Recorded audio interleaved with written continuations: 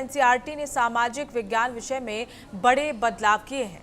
कक्षा 9 के लिए एनसीईआरटी ने पाठ्यक्रम बदल दिया है। नई किताब अंडर टेस्टिंग सोसाइटी जल्द होगी लागू। पाठ्यक्रम में भारतीय ज्ञान परंपरा को स्थान मिलेगा और चारों वेदों का अध्ययन अनिवार्य कर दिया गया है। 3 भाषाओं की पढ़ाई भी जरूरी कर दी गई है। ये बड़ा अपडेट जहां राष्ट्रीय शैक्षिक अनुसंधान और प्रशिक्षण परिषद एनसीईआरटी ने कक्षा 9 के सामाजिक विज्ञान पाठ्यक्रम में बड़े बदलाव कर दिए हैं। नई पाठ्यपुस्तक understanding society India and beyond part 1 में भारतीय ज्ञान परंपरा, लोकतांत्रिक मूल्य और समकालीन विषयों को शामिल किया गया है। इसमें चारों वेदों ऋग्वेद, यजुर्वेद, सामवेद और अर्थवेद का अध्ययन कराया जाएगा।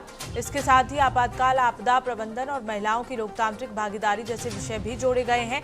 नई व्यवस्था के तहत छात्रों को मातृभाषा में वर्कशीट और केस स्टडी आधारित गतिविधियों का अवसर भी मिलेगा। कक्षा 9वीं के छात्रों के लिए 3 भाषाएं पढ़ना अनिवार्य किया गया है, जिसमें 2 भारतीय भाषाएं जरूरी हैं। तीसरी भाषा के लिए कोई बोर्ड परीक्षा नहीं होगी। बता दें कि जुलाई से 3 भाषाओं की पढ़ाई भी अनिवार्य की गई है।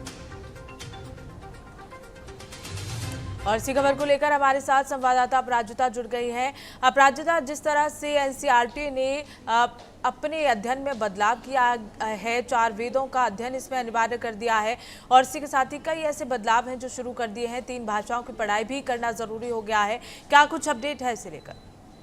बिल्कुल, देखिए पुनः आपको बता दें कि एनसीईआरटी ने कक्षा 9 की सामाजिक विज्ञान की नई किताब को पहली बार इमरजेंसी को विस्तार से शामिल किया है और अब तक इस विषय को मुख्य रूप से 11वीं और 12वीं कक्षा में राजनीति विज्ञान के तहत पढ़ाया जाता था, लेकिन अब जो छात्र हैं वो 9वीं कक्षा से ही इसके बारे में जान सकेंगे, जो कि एक अच्छी पहल है। एक तरीके से देखा जाए तो छात्रों को इसका ज्ञान होना चाहिए। लेकिन इस नई किताब का नाम अगर आप देखेंगे तो उसका understanding society India and beyond है, जिसे नई शिक्षा नीति एनईपी और राष्ट्रीय पाठ्य चर्चा रूपरेखा के तहत जो है उसको तैयार किया गया है। और जो नई किताब है उसमें जो है छात्रों को बताया जाएगा कि देश में आपातकाल कब और क्यों लगाया गया था। और अभी हाल फिलहाल आपने देखा था कि इस पर मूवी भी बनी थी, कंगना रनौत जो थी वो मुख्य रूप से इसकी भूमिका निभाई थी। तो उसके बाद जो है देश के कई लोगों को ये पता चला था कि 1975 में जब आपातकाल लाया गया था तो क्या स्थिति उत्पन्न हुई थी। तो ऐसे में लोग जो थे वो इतिहास में जागरूक हुए, उसमें रुचि लेने लगे। तो एनसीईआरटी का ये इनिशिएटिव जो है छात्रों को रूबरू कराने के लिए कि इतिहास में क्या क्या कुछ हुआ है पॉलिटिकल विभाग में, और इसमें साथ ही इसमें ये भी पढ़ाया जाएगा कि उस टाइम जो तत्कालीन प्रधानमंत्री थी इंदिरा गांधी, उन्होंने 1975 में देश में जो आपातकाल की घोषणा की थी उसका मुख्य उद्देश्य क्या था।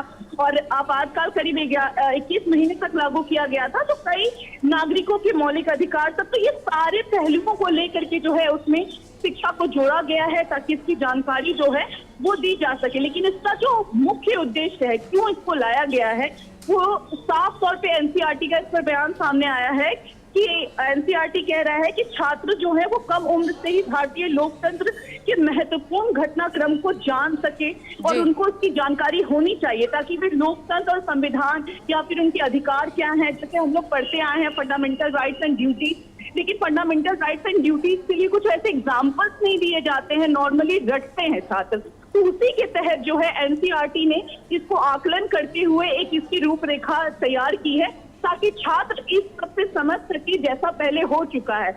और विजुअलिटी के माध्यम से या फिर जो चीजें घटित होती हैं वो ज्यादा दिमागों पर असर डालती हैं, तो एक इजी तरीका होगा लोगों को समझाने का कि इतिहास में अभी तक आजादी के बाद से लेकर के अभी तक 2026 तक भारत के पॉलिटिकल व्यूज क्या रही है,